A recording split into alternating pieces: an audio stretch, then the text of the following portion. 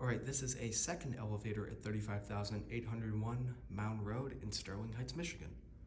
It's another Otis, but this one is a little bit newer.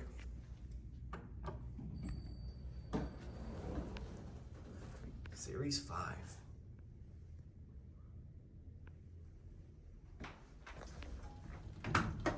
Yep, this one's locked off though. Yeah, this one, we're out of luck. Yep. Unfortunately, this one is locked. We'll at least get a look at it though.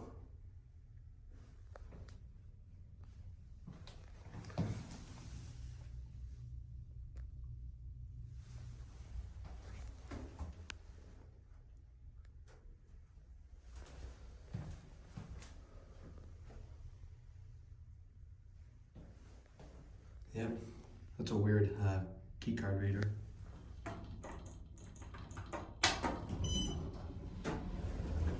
Oh well.